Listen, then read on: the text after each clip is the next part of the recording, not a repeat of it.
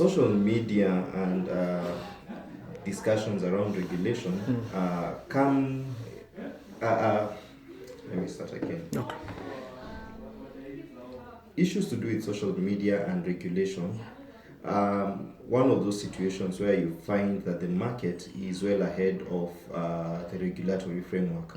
You find that the regulatory framework initially did not exist, and then come cases of abuse that now drive policymakers towards coming up with regulation around social media.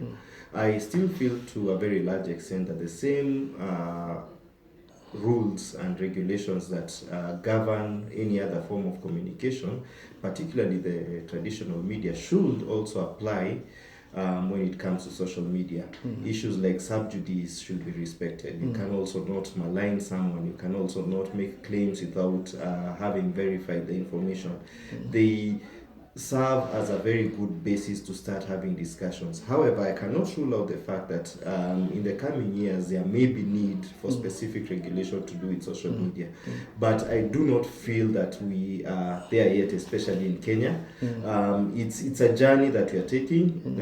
Perhaps sometimes the market running ahead of us, but it's something that we need to think about, but not to be very rushed in making decisions around the same.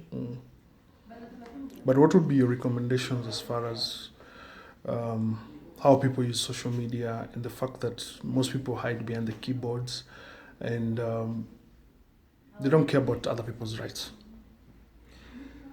Because the argument has been that internet cannot be regulated. Yes, we've seen some of the most shy people become very vicious when they hide behind a keyboard or a computer screen.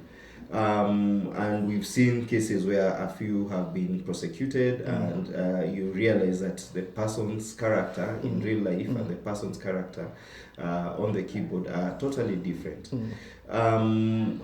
Again, I restate that if there is going to be any regulation, if there's going to be any protection of the subjects, let it be guided by the existing laws that govern communication.